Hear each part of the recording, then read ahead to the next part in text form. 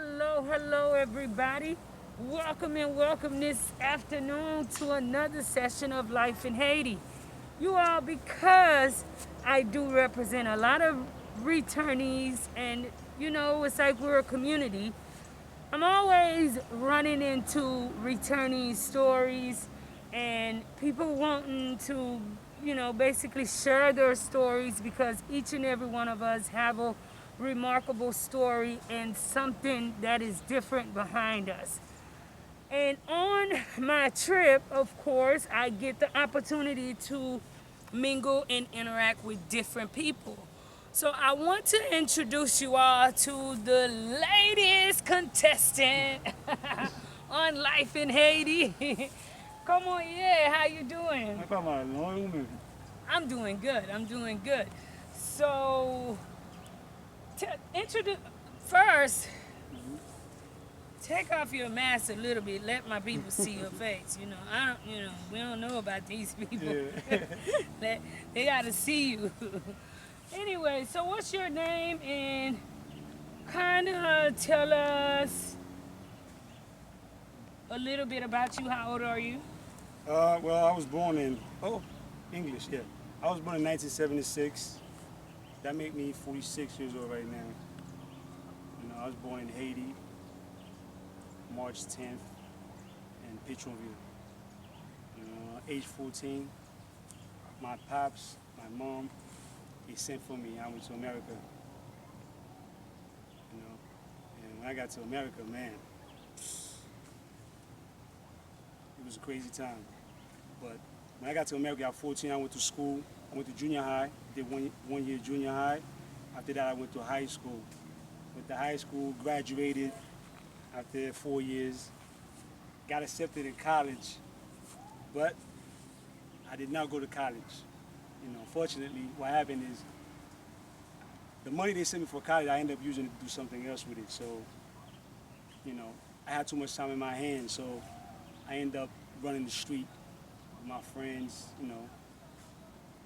and how old I was. And when I was 21, I got locked up for a gun charge. The police caught me with a gun. The gun was dirty, unfortunately, so they arrested me for murder.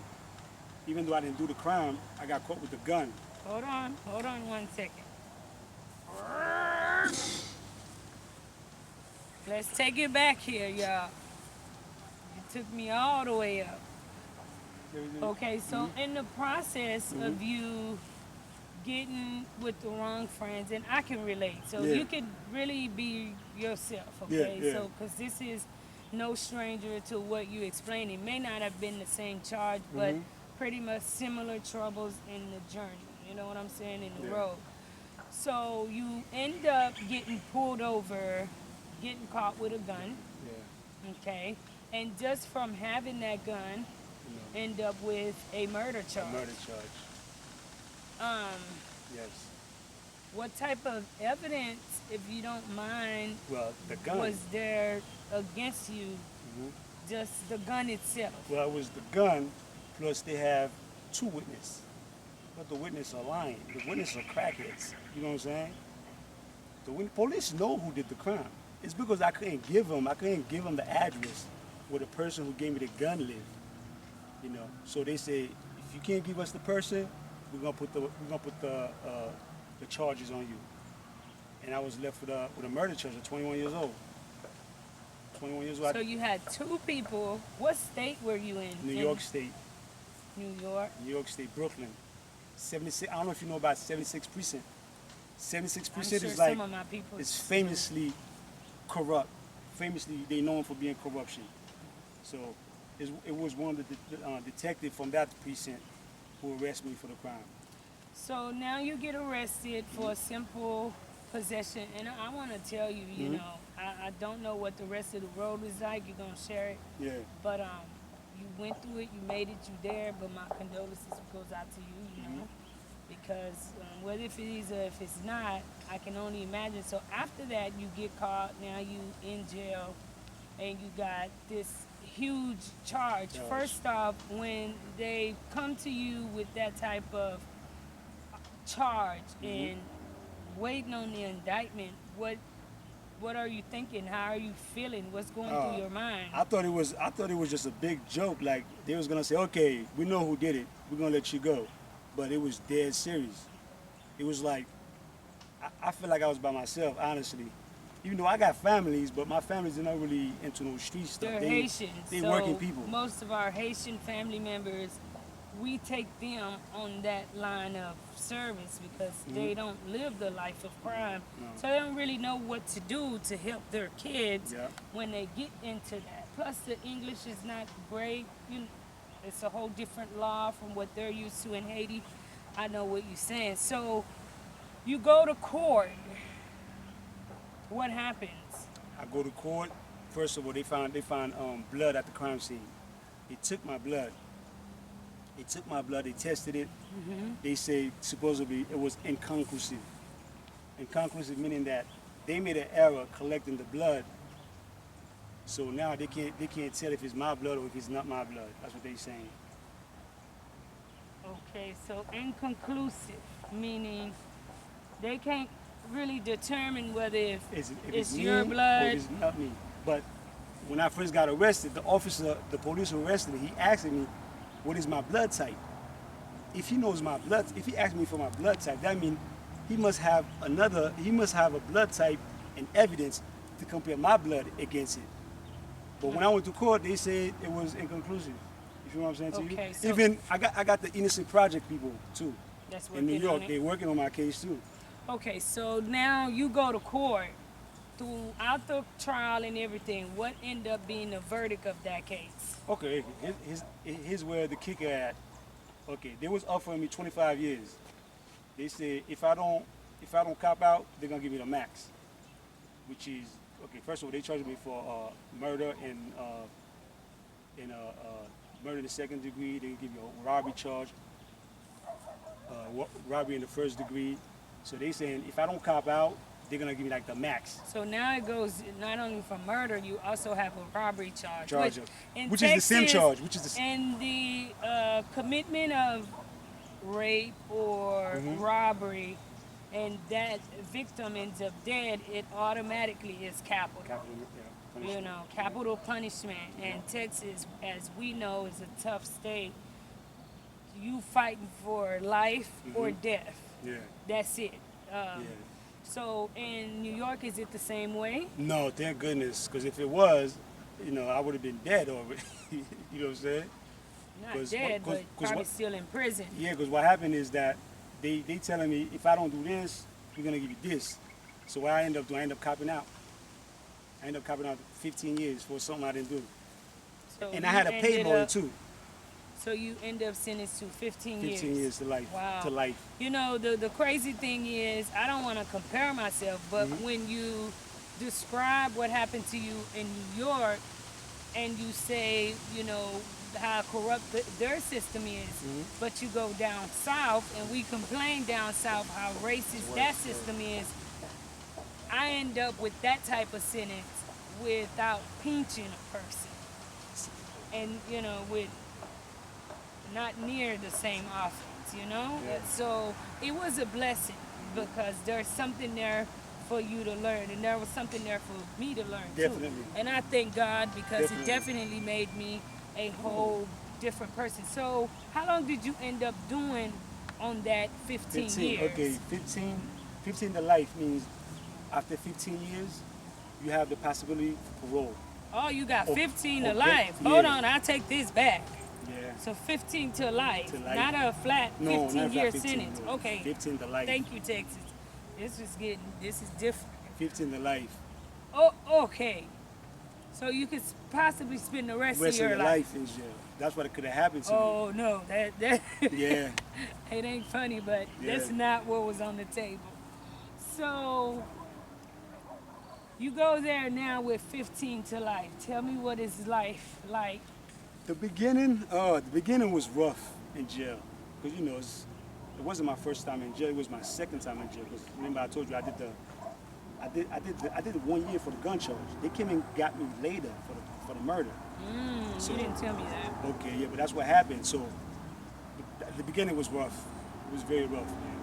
Depression, a lot of depression. Okay, so how long did you end up doing in total, and when were you released? In total, I did 22 years. I did 22 years. I got released in 2019. And the reason I got released is because I volunteered to tell them, yo, send me to Haiti. Because that's the only way I could have got out. If I didn't tell them to send me to Haiti, they would have kept me in jail. They would have kept hating me. Every 2 years, you go to the board.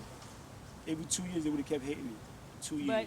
But upstate is not the same as Texas, that you have to, parole and immigration are two different systems. Didn't you have to make parole before you can even bring up your Exactly. So exactly. they're two different entities. Yeah, exactly. So you had to work and make parole before Yeah. you can even go Yeah. to. But when you get to immigration, now you can determine if you want to go back to your country or stay and fight your case. Yeah. So you didn't know, and once you made parole by New York Yeah, State, but then the thing is, the parole, when you made the parole, that was the agreement with parole.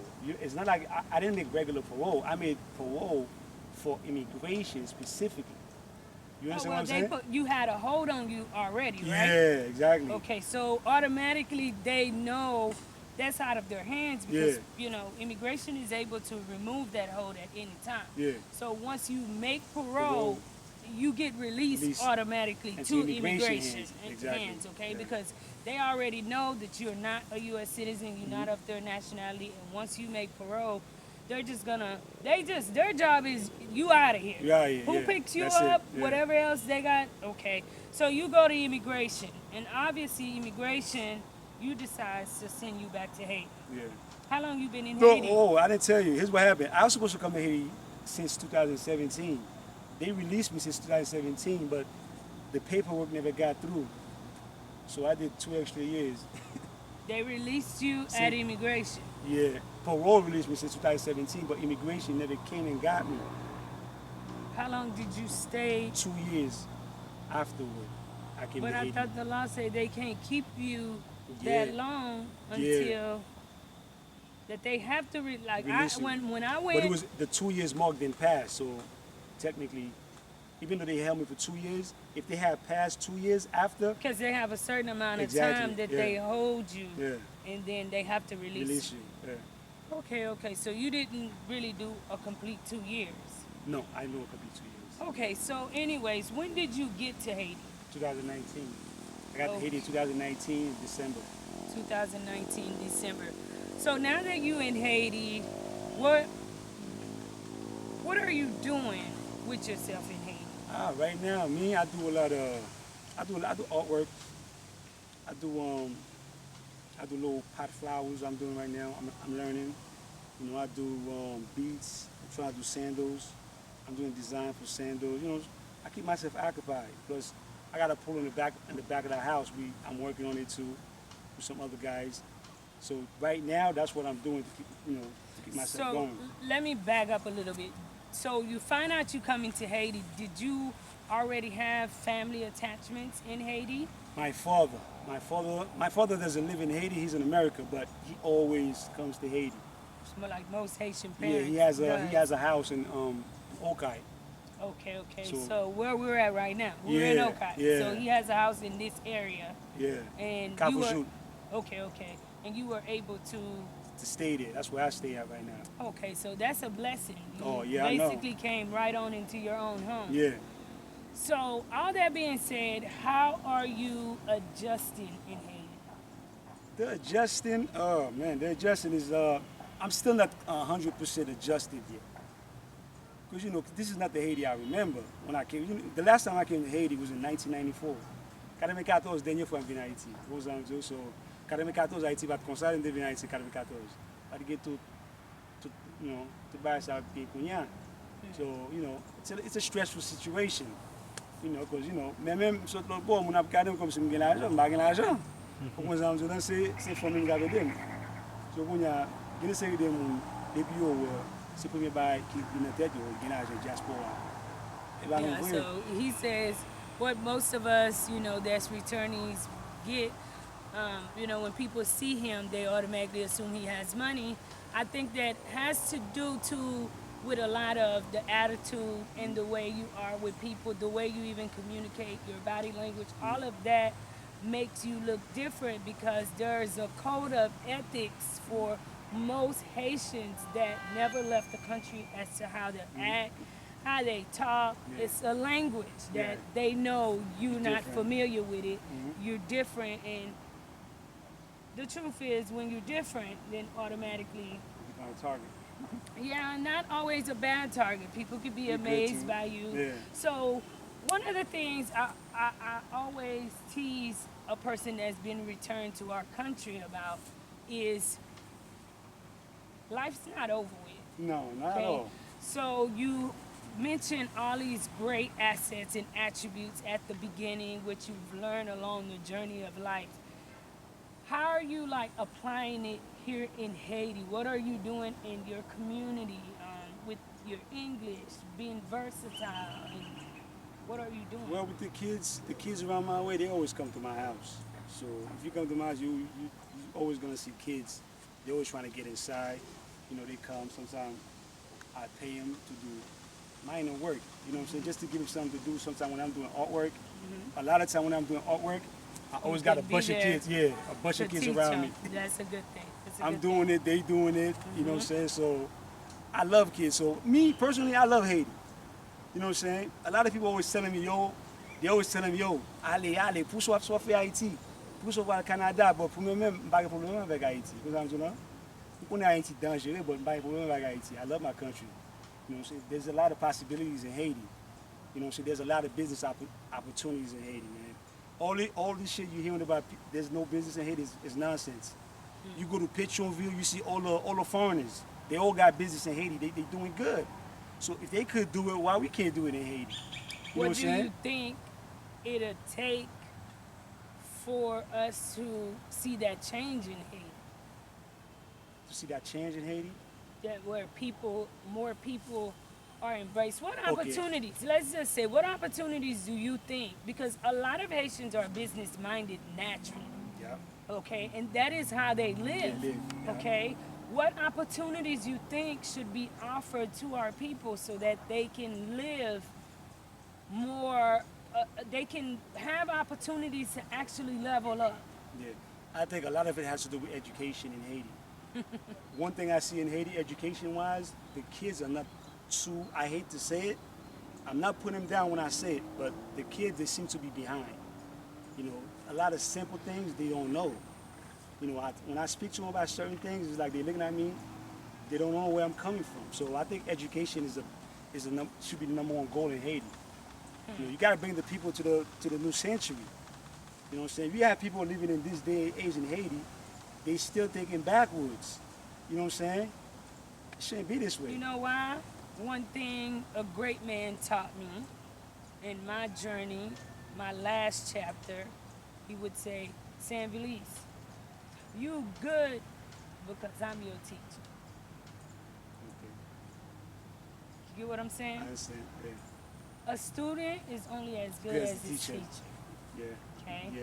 Throughout my incarceration, I had great examples. Even if they were officers, even though at times they got on my nerves, I had good bosses that they were good teachers. Influence, yeah.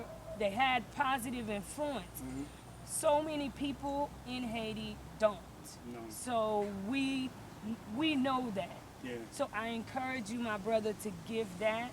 I'm not sure if you're still fighting to prove you're innocent, but one of the things, this is a beautiful part of Haiti, is so peaceful. Yeah. I mean, I don't But- know what I'd be doing around here, because Yeah. I'd probably be asleep somewhere in a closet back there in the woods. You hear me? Come look for Marie. Marie back there. Girl, Marie back there asleep. I'm telling you, it's just beautiful out here. Yeah, I it love is. it, okay? So I encourage you to actually get involved with the community. Yeah. Teach young men simple things Simple, as far yeah. as picking up trash to keep our country clean. Clean, yeah. Those are simple things things. which will continue to uplift our country Yeah. until we can really figure out how to turn this trash into electricity like everybody else is doing. in their country. So, is there any last word you'd like to share with the peoples? My last thought is, even though I did all that time in jail, I'm not bitter. You know what I'm saying? I'm not bitter. I was able to learn a lot in jail. You know what I'm saying? I'm not gonna lie. Jail actually kind of opened my eyes up to the world. You know, it kind of gave me the freedom to look beyond what I could see with my eyes. You feel what I'm saying to you? So, for me, it was a blessing in disguise. At the moment, I didn't know it, but that's what I see it now. It was a blessing in disguise, because I don't think I would be the man that I am today if I didn't go to jail. Because I don't think I would be able to see. I wouldn't have the same compassion for others. Humanity. You know what I'm saying? Because when you're in jail, you alone. You're in that cell, alone by yourself. All you have is your mind. If you know what I'm saying. If you don't rise above it, you're gonna go under. So, thank God for that. I was able to rise above it. You know. That's And I good. could get shout out to my boy True, my nigga. True. You nigga True too? Okay, so thank you. I want to thank you so much for wanting to meet Life in Haiti, and I am the face of us returnees. But I always tell one that's been returned, because when I first got here, so many people were saying, Paji-san, don't say Yeah. that, Yup. don't say Memento. that, and I'm like, do not take away from this woman, baby, because everything that God has blessed me to go through is all a part of who I am.